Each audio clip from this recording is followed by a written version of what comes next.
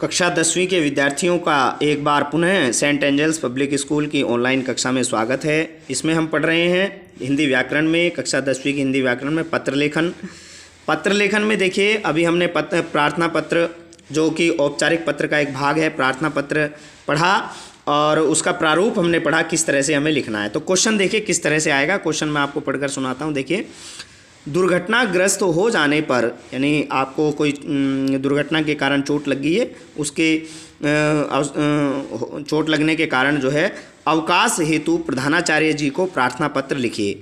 अब आप यहाँ तीन चीज़ें देखनी है। पत्र किसको लिखना है, सबसे पहले आपको ये देखना है पत्र किसको लिखना है और लिखने वाला कौन है।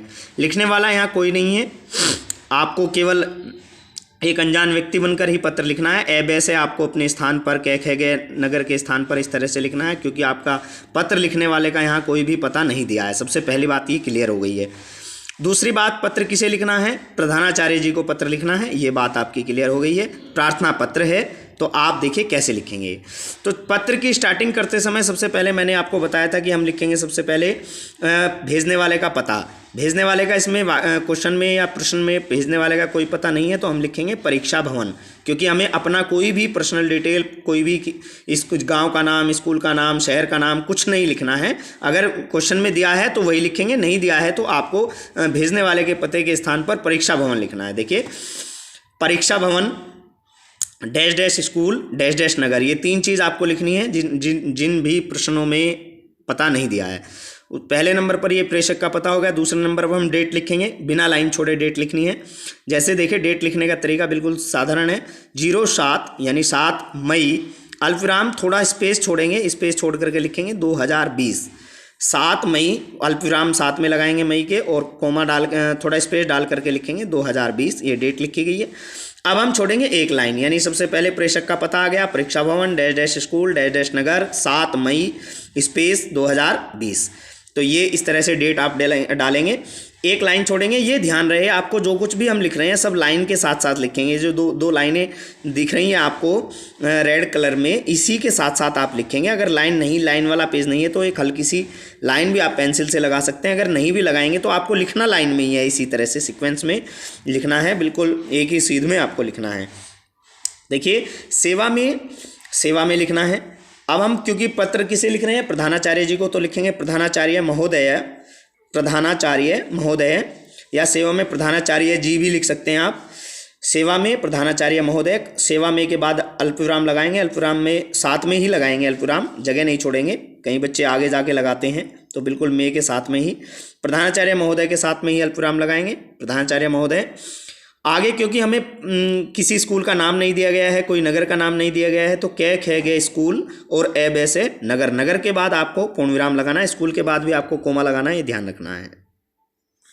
इसको नगर के बाद पूर्ण विराम। ऊपर भी जब परीक्षा भवन dash dash school dash dash नगर आपने लिखा है, वहाँ भी नगर के बाद आपको पूर्ण विराम लगाना है। पूर्ण विराम ज़्यादा दूर नहीं लगाना है, साथ में ही लगाना है। उसके बाद एक लाइन और छोड़ेंगे, उसके बाद लिखेंगे विषय। विषय में क्या लिखना है आपको, देखिए विषय में मैंने जैसे कि आपको बताया था, विषय में आप लिखेंगे अवकाश हेतु प्रार्थना पत्र, क्योंकि हमें अवकाश चाहिए। अवकाश हेतु, देखो इसमें लिखा है क्वेश्चन में, दुर्घटनाग्रस्त हो जाने पर अवकाश हेतु प्रधानाचार्य जी को प्रार्थना पत्र लिखिए। तो बिल्कुल क्वेश्चन से ही आपका विषय बनेगा। तो लिखेंगे अवकाश हेतु प्रार्थना पत्र या अवकाश के लिए प्रार्थना पत्र। इस तरह से आपने प्रार्थना पत्र के बाद आप पूर्णविराम लगाएंगे। विषय में जो भी विषय लिखें उसके बाद पूर्णविराम लगाना नहीं भूलें, पूर्णविराम लगाएंगे। उसके बाद लिखेंगे महोदय, एक लाइन छोड़ करके लिखेंगे संबोधन में महोदय लिख देंगे या मान्यवर लिख देंगे, कोमा लगाएंगे, अल्पविराम लगाएंगे साथ में ही। फिर नेक्स्ट लाइन से लिखेंगे। नेक्स्ट लाइन ध्यान रहे, बिल्कुल लाइन के साथ से ही मिलाकर लिखने हैं। महोदय का जो मैं है उसी के नीचे से लिखना है, इधर से नहीं लिखना है। कुछ बच्चे महोदय का जो ये है उससे इधर लिखते हैं, लेकिन मैं के नीचे से ही लिखना है, यानी लाइन के बिल्कुल कहीं भी आपको राइट साइड से नहीं लिखना है, थोड़ा सा राइट जगह छोड़कर नहीं लिखना है, बिल्कुल लाइन के साथ में लिखना है। क्योंकि अब पुराना वाला तरीका बदल चुका है, अब नए मेथड से आपको प्रार्थना पत्र ये लेटर्स किस तरह से लिखते हैं, नया मेथड है जो आप सीख रहे हैं। देखिए, अब देखिए एक लाइन तो आपको सभी प्रार्थना पत्रों में लिखनी होगी। विनम्र निवेदन है कि मैं आपके विद्यालय का 10वीं बी का या ब का छात्र हूँ। यानी यहाँ आप इस प्रकार भी लिख सकते हैं कि सविनय निवेदन यह है ये स्टार्टिंग करने की लाइन है।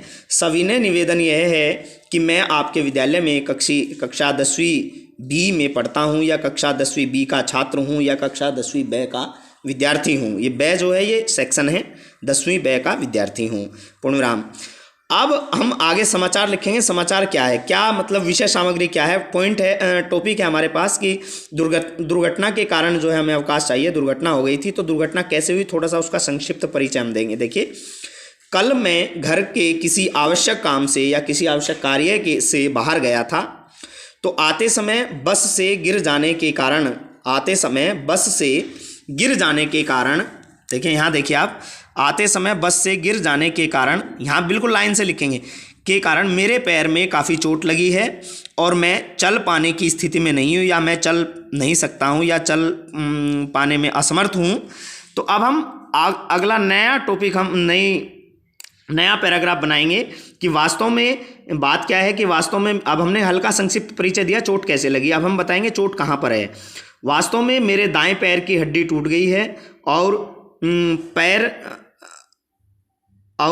पर प्लास्टर चढ़ा दिया गया है, और डॉक्टर का कहना है कि यह प्लास्टर कम से कम 3 सप्ताह बाद खुलेगा। बहुत कम शब्दों में हम अपनी बात को रखेंगे, बहुत उचित शब्दावली का प्रयोग करेंगे, पूर्णविराम आदि, अल्पविराम आदि का भी प्रयोग करेंगे।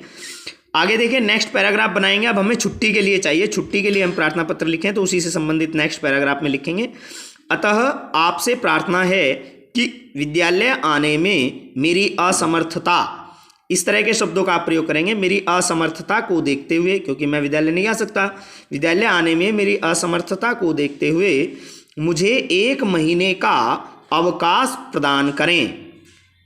इसके लिए मैं आपका सदा आभारी रहूँगा। इसके लिए मैं आपका सदा आभारी रहूँगा। ये आपको लाइन जो है बाद में लिखनी है। आप इस प्रकार भी लिख सकते हैं कि आपकी अति कृपा होगी, आप मुझे अवकाश प्रदान करें।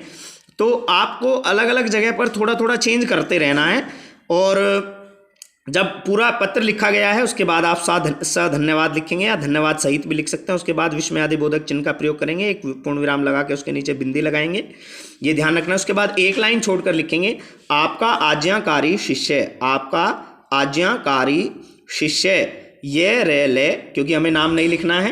क्वेश्चन में कोई भी नाम नहीं दिया गया है कि भाई आप सोहन हो, मोहन हो, आप प्रधानाचार्य को पत्र लिखिए। अगर नाम दिया होता तो नाम लिख देते, लेकिन नाम नहीं दिया है तो अपना कोई भी पर्सनल इन्फॉर्मेशन हम नहीं देंगे। यह रल कक्षा 10वीं बी, अनुक्रमांक होता है रोल नंबर, अनुक्रमांक 20। इस तरह से आपको यह पत्र लिखना है। पत्र में आपको कम से कम शब्दों में लिखना है, और सविनय निवेदन यह है कि, विनम्र निवेदन है कि इससे आपको स्टार्टिंग करनी है। उसके बाद अपना परिचय देना है, विद्यालय का 10वीं बी का या 9th बी का मैं छात्र हूँ, और आपको किस टॉपिक पर पत्र लिखना है उससे संबंधित भी आपको कई सारी बातें लिखनी हैं। तो ये आपको लास्ट में देखिए, छुट्टी लेनी है तो ये आपको ध्यान रखना है किस कारण से छुट्टी ले रहे हैं। देखिए, अतः आपसे प्रार्थना है कि विद्यालय आने में मेरी असमर्थता को देखते हुए मुझे 1 महीने का अवकाश प्रदान करें। इसके लिए मैं आपका सदा आभारी रहूँगा। धन्यवाद, धन्यवाद, आपका आज्ञाकारी शिष्य।